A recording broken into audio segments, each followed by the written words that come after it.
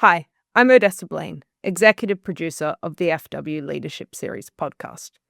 This season, we're doing something a little different, putting your leadership questions to Helen at the end of each episode.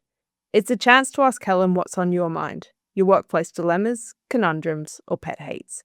We love voice notes, or you can send us your written questions at hello@futurewomen.com. We'll put the link in the show notes. Enjoy the show.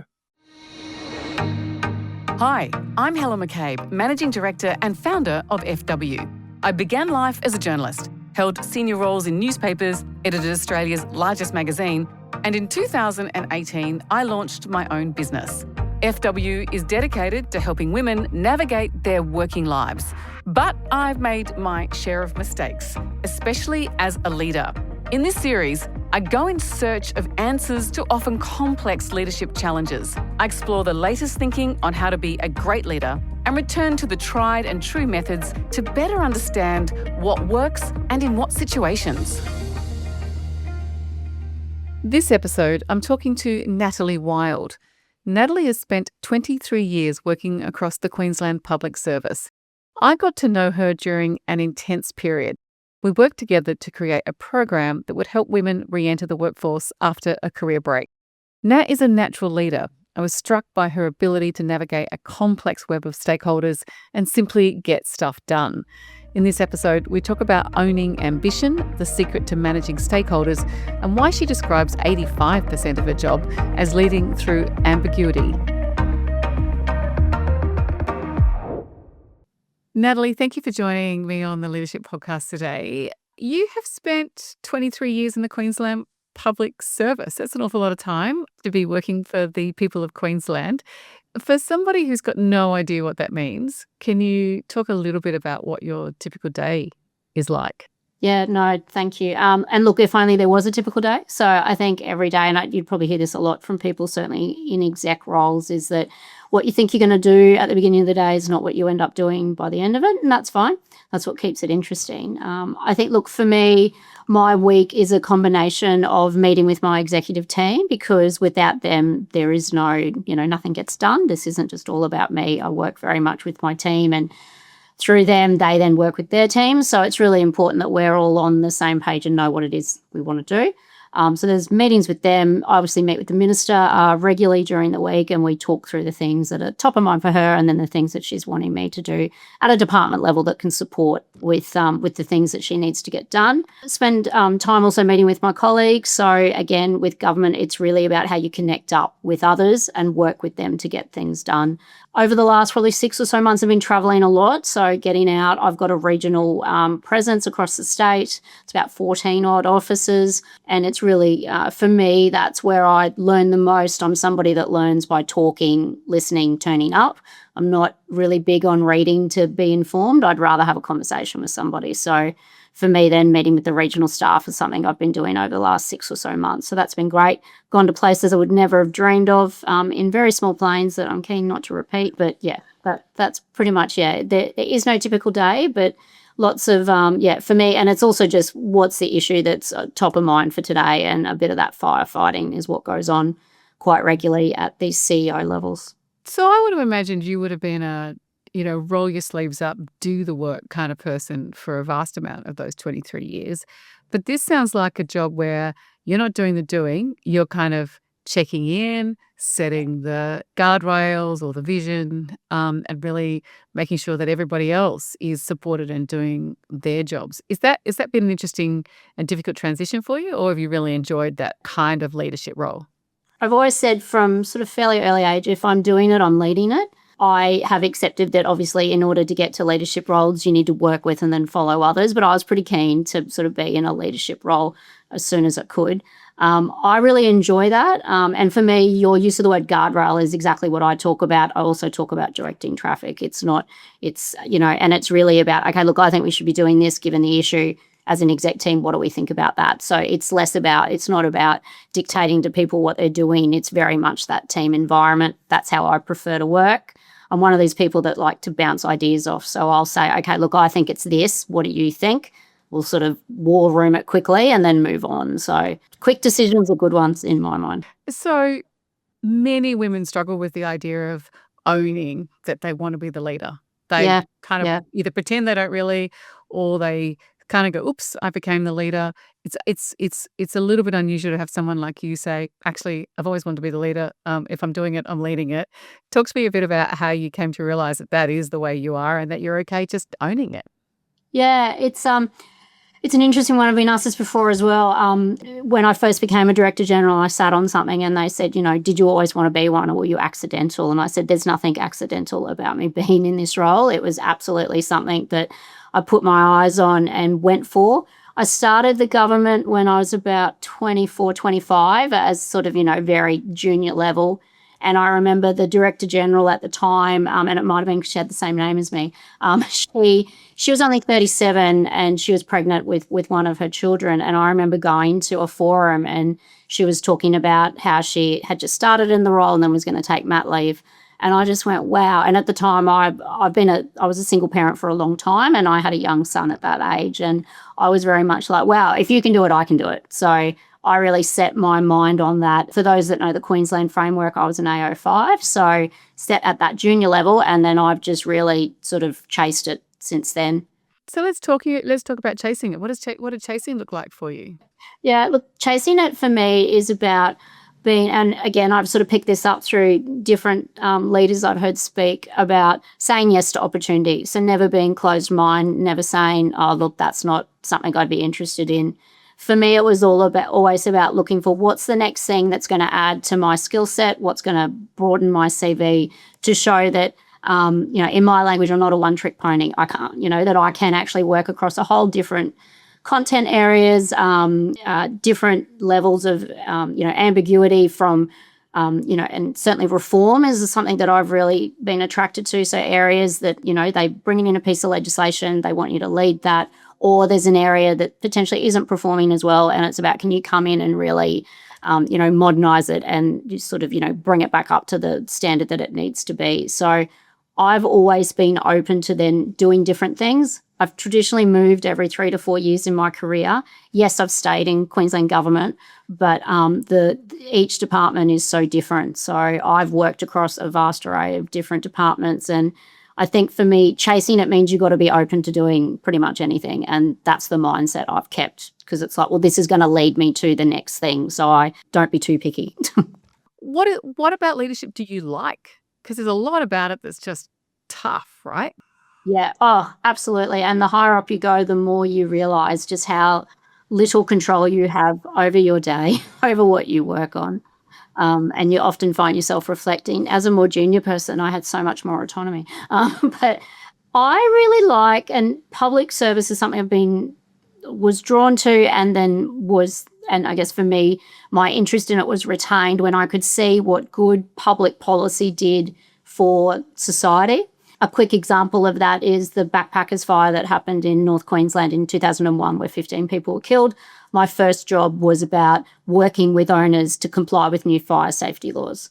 I learned over the period of 3 years that, yes, there were more fires, but as more people complied, less people died. So for me, it was like, actually, this government work can actually make a difference. It's not just all about shuffling paper and no outcome to the general community. Now, because you're in the public service, leadership is taken very seriously, and I'm sure you've done lots of leadership courses and you've got lots of examples of great leaders that you've seen.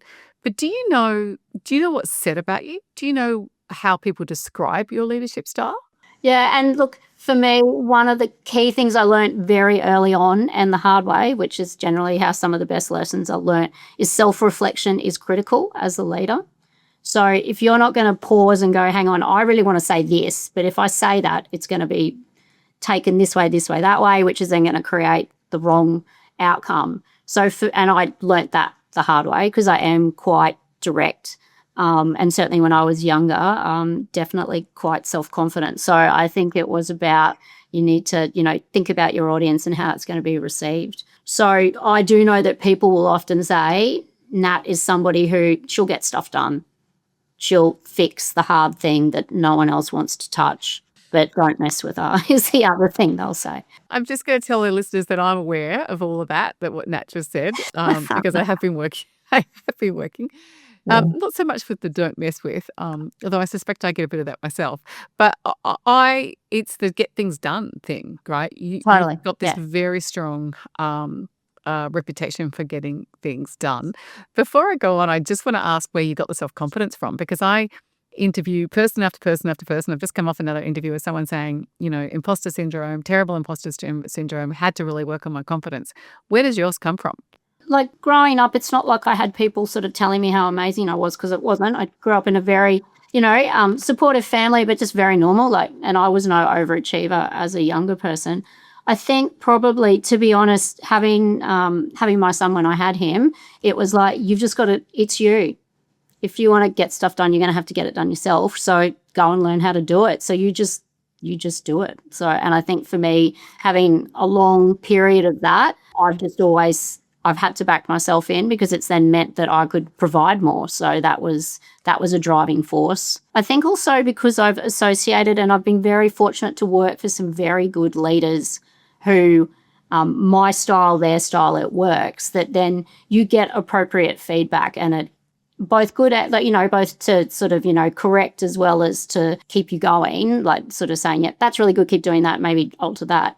That then, I think I've just been fortunate, but also have purposely sorted out to be in the right environments where I don't feel like I'm not succeeding, which I think then erodes your confidence over time, because it's natural to look in and go, well, it's me that's the problem, whereas quite often it's not. When we meet our Jobs Academy members, and Queensland Government, as you know, supports current intake, another 250 women into Jobs Academy, which is, the department, you oversee that department that supports that. I just met about 5 single mums last week, who not much has to go wrong as a single mum for life to get pretty tough. Yeah. How do you relate to the single mum? Like, it feels to me that we spent a lot of time in this country, and probably since the beginning of time, making the life of single mums pretty hard, when in actual fact, you're kind of heroes, really. Yeah.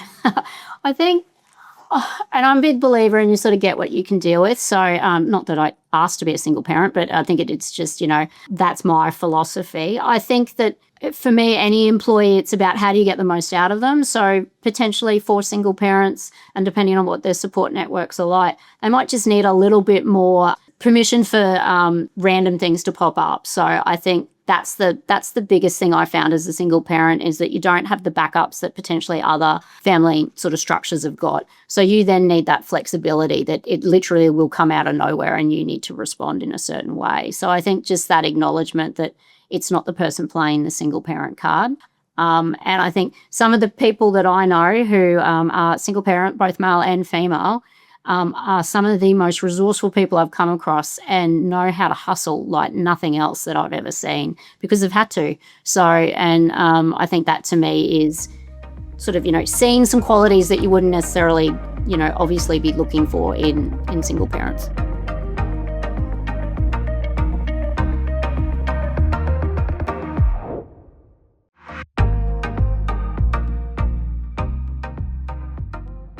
I want to talk a little bit about managing multiple stakeholders. As a director of a department, you have a pretty complex web of stakeholders. And I know it's a truism that you deliver for the government of the day, but essentially that is your job, is managing a minister and a government's stated ambitions and policies and election commitments. Talk to me about how you manage that relationship between the government and the work that you do in the department. For me, it really is about making sure that you're clear with, for each stakeholder group, what the non-negotiables are. And I think stakeholders will, while they may not like it, and it's not about liking it, it's about respecting it and then saying, right, so these are the parameters, these are the guardrails. How do we then work together? What is it that you're wanting from government? I'll work with you on what's then achievable from that. And I think just constantly keeping that open, honest dialogue, to me, is what works the best. What advice do you have for anyone who's got to manage up to the sort of level that you have to? Yeah. Look, I think it's about being really clear about going with here's the situation. Here's what I think could be some of the options. What are your views? Are you happy if I go and investigate this, this, and this? I think the biggest thing that, and I, in reverse, when my team come to me, if they've sort of come in and there's no solution or no way of, here's what I think it could be, or what do you think of this? Unless they're really broken, which is fine, and we all get to that point where you're like, I actually have no idea. I just need to start talking to you and hopefully we can work it out together. I'm totally for that, but you need to then own it, that's what you're doing, not I've not even thought about it. So that's how I manage back up with, regardless of who I've worked with, and certainly with ministers. It's like, here's what I think the some options could be. What are your views? And getting them to then give me that type of information, and then I work with that, and then that constant check-in going, okay, based on that, here's what I found. Are you still of that view, or do you want to do something different? One of the most interesting relationships I find, and it's not just in the public sector, right? It's also in the private sector, where you've got the subject matter expert who is spent their career on something, and then the boss that turns up that's actually got no idea, no history in that area at all. And as I say, it's not just public service. I see it quite often in corporates, where someone who's amazing in sales ends up head of marketing, or someone in marketing who's amazing in marketing ends up the CEO of a company with quite an interesting set of challenges. How do you navigate sort of like actually knowing all the answers, kind of knowing where all the bodies are buried, where all the landmines are, with someone who's coming with a completely fresh set of eyes and potentially little or no knowledge of the sector or the problem that you're grappling with? Yeah. And look, that certainly, so I was that person coming into this role. I didn't have the content knowledge that others do. But I think so for me, and because I do have moved around a lot, I often put myself I remind myself about what that was like, and then what I needed when people briefed up to me.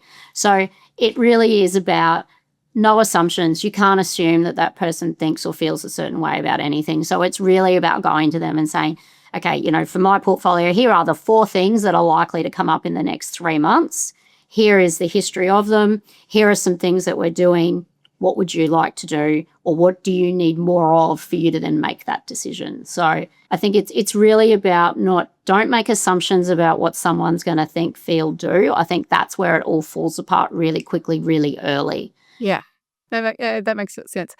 Complex information. So again, you're running a department with quite complex sets of challenges across a number of different areas. Talk to me a little bit about how you distill large amounts of information and then develop a position around it. Yeah. So normally especially when it's complex in some of the matters, and certainly in previous portfolios where legislation is, land use planning, those types of things, and I'm not a planner, so it's like, right, show me a map, draw it for me, talk me through it. And I often will say to my team, you're in the lift with me on ground floor of 1 William, you're going to 41. What are the 3 things you're going to tell me that I need to know to be able to make a decision about this thing? So I really work with them to give me very succinct, high level sort of the initial takeaway. I then use that to then frame up how I read something. So I will then read it, and I tend to have a rule of no more than sort of 3-page briefs. Public servants and I was guilty of it too, they would write significant sort of reams of paper for something that no one can possibly digest. So it's about, let's think about the audience and make it really sort of succinct. Bullet point is often what I'll say. I think in bullet points, so sort of write that way. That clarity of thought is rare. So if you're getting reams and there's no distillation from any of it, how do you manage a team that's not giving you the clarity that you need? Yeah, so look, I'll often then send them which is a completely different, subject. I'll say, look, here's something that I got. This is the type of thing I'm looking for. I will also meet with them in person. So I think the death by email going back or the markup of a document is not productive. No one gets anything out of that except frustration. So I will often, where I can see that my first request is they've not fully understood it or haven't been able to do it, I'll go and sit with them, and I've got no issue ringing the author and going, hey, can you just sort of talk me through, this is what I wanted, this is what you've given me, can you tell me why? And sometimes some people who have a completely different, style to me, where they are extremely detailed and they've spent 3 weeks on this thing, it's like, I wanted you to see how much I knew on this topic. I wanted to make sure you had everything. And some of them are like, well, I needed to do that to make sure that I discharged my responsibility. And I often say, give me the information I need to make a decision. Don't give me the information you think you need to cover yourself. They are 2 very different reasons for writing something. How often do you find yourself saying that? Regularly. And I think people take it as an offense, and it's not meant as an offense. It's just sort of saying, look, I get you think you need that, but I don't need that, and I'm the decision maker. So I'm giving you information about what I think I need to make a call. And at the end of the day, the call sits with me, not you. Let's talk about ambiguity. Again, you're right at the apex of so many swirling issues and circumstances. How do you manage that situation when you are all heading in one direction? And I'm going to use an example. The CEO comes out and announces a completely different strategy or a completely different direction. Might be based on a media story, might be based on something knocking him or her off kilter. And it's super annoying for everybody who's been busily working on one set of objectives or one pathway. How do you manage those situations? Yeah. So I think first of all, it's about just allowing people to acknowledge it and share a moment. It is not about a personal attack on an individual and any sort of disrespectful comments about that individual. It's more about just acknowledging it and sitting in it for a limited period of time going, yeah, look, I get everyone's really annoyed by this. I get you all put a lot of effort and time into doing this thing, but it's now been determined we're going over here. So our job is to support the CEO, DG, minister, whatever it happens to be. So how do we do that? And sometimes some people are like, yep, I get it, but I really just need a bit longer. And I'll be like, right, you've got till tomorrow morning. We'll talk about it then. But I don't let people sit in it for long. And I think for me, it's okay to acknowledge when you're frustrated. It just needs to be discussed in a professional manner because it's a workplace. And then it's about, let's focus on what's the next step. How do we move forward? So that's how you lead through it. But what about your own immediate reaction? Because that is a powerful tool. That's a powerful a moment when you're told that all of that doesn't work. How do you personally respond to the moment? Yeah, it is. And I have a terrible poker face. So I am, again, aware of that. So it really is about, depending on the person and the moment and the relationship you have with that person. With some people, I can respectfully say, look, I'm just really annoyed by that, or I'm really upset by that, or I just don't get it. I give up. I tried everything, and we're still here. So if I can't do that, then I think it's just like, okay, I probably just need a moment. I'll come back to you. So I think it is, you have to learn as a leader how to regulate. You have to. If you're going to have a dummy spit in front of the wrong person, that's going to bring you unstuck. It's just that simple. Leaders are expected, and their team absolutely expect it, and I think should, that we can compose ourselves when we need to. But you're not above saying to someone, I'm really annoyed about that. Absolutely not, no. And I think good relationships at a leadership level, either with your peer or your boss, are only formed on a level of trust and honesty. Probably not trust, but a level of being able to have a moment and call it out, but respectfully. I think I can't emphasize the respectful enough. What do you expect then from your team members when that's happened? So you've had a shift, you're leading through it, you've had your quiet dummy spit and no one even knows about it apart from that poker face problem that you've got, and then you've gone and shared with your team. What do you expect from your team members in that circumstance? So because they're all human, we're not robots, I expect them to probably go through a similar process to what I did half an hour earlier. So I'll give them that space to have a moment and react. But I do expect, especially the people that report directly to me, and in this role especially, they're very senior public servants, that we then regroup and find a way through. So I'm expecting solutions. And they don't all need to be, and they can't all be right because they're not. And I think it's just, I expect them to, though, go into solution mode relatively quickly. But I very much build a sort of a leadership culture of, we're doing this together. It's like one fails, we all fail. It's that simple. This is not Betty's problem. This is our problem. So how do we work on this together? How much of your job is leading through ambiguity? I would say 85%. So this is a core skill for you. Yeah. Yep, definitely.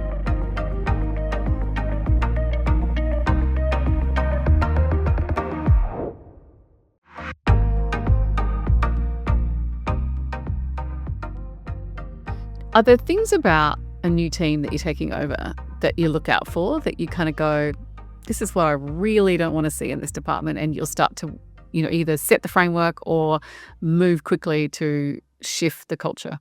Yeah. Look, self-interest, people using that to guide all their decisions, and you can see that in the exec level. It shows up pretty quickly. It doesn't take long, I think, and then that will often feed down into sort of some of the more junior levels. I think people that very much have well, this is how we do it around here, and that's great that you've got that idea, but we don't want to hear that here. So that sort of complete immediate resistance to any discussion of something, or any discussion on respectful questioning about, okay, can you talk me through why you do that? Why is that the case? And that generally, people who have a real issue with any change, you'll see it immediately. They'll start to really work against you on that. For me, I want a culture of where, yes, it's okay to have people ask and question why you're doing it a certain way. And it's okay to say, well, this is because of these reasons. And then it's okay if people suggest change to go, well, actually, I'm not sure if that would work. But it's about open dialogue and having that discussion. So what I don't want is an organisation that is refusing to even have a discussion on things and just shuts down. I interviewed another senior figure in the bureaucracy only recently, actually. It just occurred to me listening to you. And his take on leadership was about courage, was about how you display courage in the roles that you're occupying. Do you feel like that? Absolutely. Like, the right thing is 9 times out of 10 the hardest thing to do. It would be so much easier to not do it. You would be so much more popular as a leader if you didn't always do the right thing. I really agree with that. I think courage is hard. It shows up in different ways depending on who, whether it's with a peer, whether it's with your boss, whether it's with team members that are a bit more junior and are really unhappy with something. And rather than, it could be easy just to placate them and go, okay, fine, yep, let's just do this, when you need to really just hold to it. And I think a lot of people sometimes in leadership think that, our job is to sort of keep everyone relatively happy. That's not the job. The job is to do the right thing. Absolutely. What's the best piece of feedback you've received in your career? Hasten slowly. So one of my strengths is quick to act, which is then also a weakness. So it's about just really, some things just take the time. Not everything needs to be a quick decision. So, any career regrets? So I think for me, it's probably not a regret. I think when I was a little younger, I thought, probably left it too late to move into a different sector. Like, if I wanted to experience, I'm really big on diverse work backgrounds, I think, make for the best employees. And I just thought, am I missing a skill set here and an experience? Should I really have gone out into some level of private sector? So, and then I think your age sort of comes upon you, and then you start losing a little. You're like, oh, I don't really think I'd be able to transition into another sector. So that's probably the only thing and I wouldn't call it a regret. I think it's just something that I do pause and ponder. I wonder what if. Yeah. But the public service gives me so much satisfaction. Like, I'm not somebody who could. The way I work is I have to like my job. I can't just tolerate it. So I'm not that person. There's so many pros and cons to that, but and if as long as you're happy, right? It's it doesn't really matter, and you will probably have other opportunities. Any leadership fails? I'm going to guess they're around your your rush to get stuff done. Yeah. Yeah. Look, I think, and I think also that just, I mentioned earlier that making assumptions on people you may not have worked with and what you think they'll want. So I think, I've sometimes probably not pigeonholed, but thought, right, these will be the 2 or 3 things this person's going to want. And it's just been so off the mark. So, and I think that's good though, because I think also, and this is why I move around in leadership, it keeps you humble. Like, we get big heads quickly. And I think that making sure that you're not the smartest person in the room every day of the week. And that I think not being good at everything all the time is important, because you just, it makes you go, hang on a minute. Yeah, no, that wasn't right. I need to do that differently. And I think it makes you a nicer person to work with too. Now, my final question is to any young woman listening to your, straight talking view of how to manage a career and they're just sort of in the middle of their career, what sort of advice do you have? Yeah, look, I think for me, a couple of things. One is if you're in a situation and you're feeling like you're just not succeeding, don't automatically think it's you. I think we go there very quickly. I think it's okay to leave. Like, it's okay to say, this has run its course. I've learnt what I can. I've learnt what not to do, which I often talk about is a very important thing from some of the people I've reported to. I've learnt what I would never want to do, and that's an important lesson. So I think it's time. It's good to call it. I think it's fine to go, right, this has now served its purpose. It's time to go somewhere else. And I think for me, that is also partly but where I've had my most success is finding my people, is what I refer to it as. So it's finding people that, when I go for a job interview, I'm also interviewing the person I'm likely to report to. So if I don't feel that's going to work, then I'm just like, you and I are not going to get the best out of each other. That's then not a good use of anyone's time. So I think that would be the thing I would encourage anybody who's wanting to, from a career perspective, is that, yeah, it's okay to leave and it's okay to say no until you find the right fit. Natalie Wilde, great to have you on the podcast. Thank you for sharing your leadership insights. No, thank you, Helen. It's been great.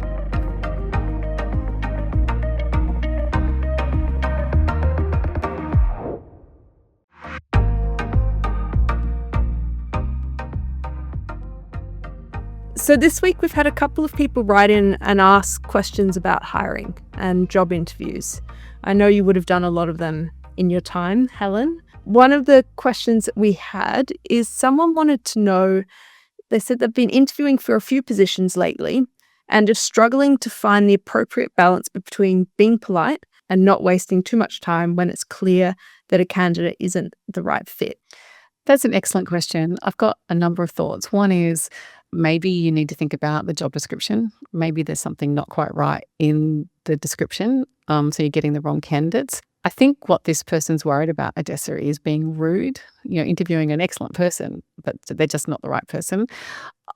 I don't think that's necessarily a major issue here.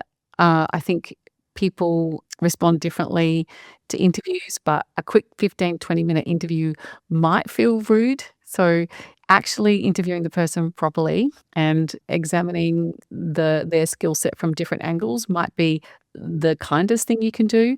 If that's not what you're concerned about, and you really just need your time back and you need to express that well, I think you can be pretty candid. You can say, actually, we're looking for somebody living in Sydney, or actually, we're looking for someone who's got more experience in this area. I'm really sorry to waste your time. Love to keep your CV on our books in case something does turn up. I just recommend, Odessa, in all of these cases where things are a bit uncomfortable and not quite working, being as kind and as clear as you can be. And what about interviews more broadly, Helen? Do you have any go-to questions? I might be getting you to reveal your secrets now. I have lots of go-to questions, and I'm not sure all of them are going to reflect really well on me, Odessa. So I'm a bit reluctant to give them all away.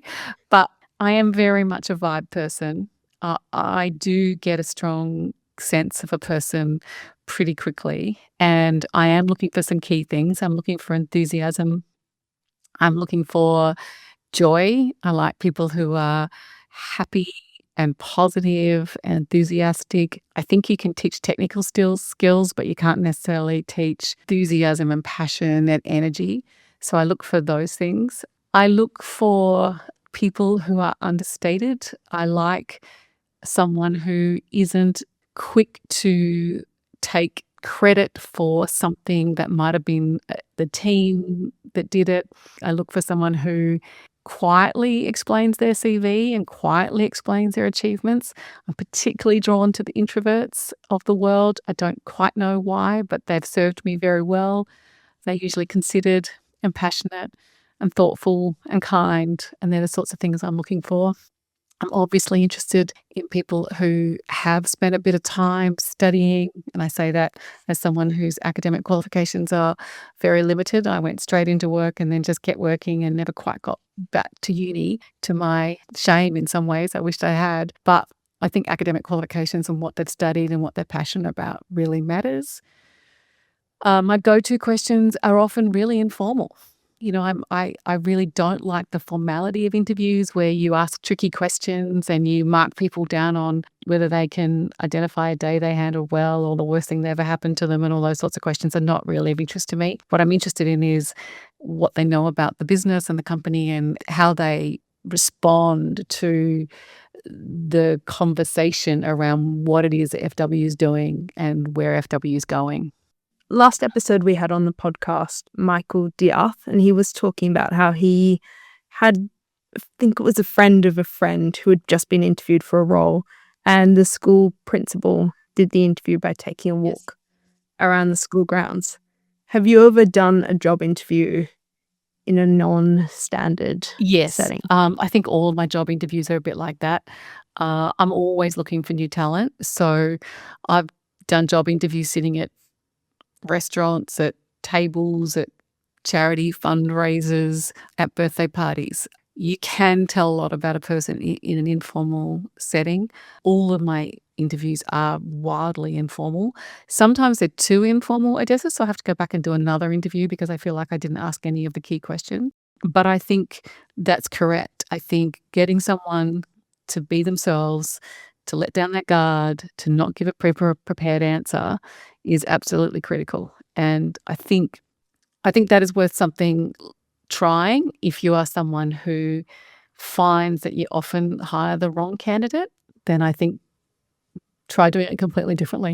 A couple of other points that have been written in are to always factor in nerves, to be aware that the person on the other side might be nervous and might stumble here or there, and to remember the power imbalance. Oh, well, I think that's true. And it is really worth just pausing when you see someone just talking and talking and talking. That usually means they're just nervous, and you do have to take, 10 or 15% off their job interview, performance if they've over-explained themselves or used sentences that don't hang together or go off on tangents. That's usually nerves. I interview a lot with Jamila Rizvi in FW, and she will sometimes slack me mid-conversation and say, I think this person's really nervous. And so then you just change tack. You ask a lighthearted question, you ask about where they're from, you asked about the dog that you can hear in the background, or you just try to reduce their nerves so that you can get to the answers that they can deliver, or the answers that you need to hear. But I absolutely agree. Be very aware that most people in job interviews are a little bit nervous to very nervous. Odessa, yes. How nervous were you when I interviewed you? This might go to what you were saying about them being quite informal. I didn't go in. I wasn't even sure it was an interview. Yes. I think it was set up as a chat. Yeah. Yeah. So, it was. You're right. I think that's right. I think keeping them informal allows you to get to the person behind the facade. Actually, that's not for everyone. If you're going for the CEO of an organization or the CTO or the CFO, then I think those interview processes are understandably rigorous. But if you're in that stream, then you expect it to be. And so you're usually not as nervous. You usually have done a lot of it by then and have done a lot of interviews yourself. So it's a different level of seniority. So you're prepared for it. But what we're talking about here is sort of your mid-career professional going for the next stretch. This podcast was recorded on the lands of the Gadigal people of the Aurora Nation. It was produced by Odessa Blaine, Susan Warby, and led by Paddy Andrews.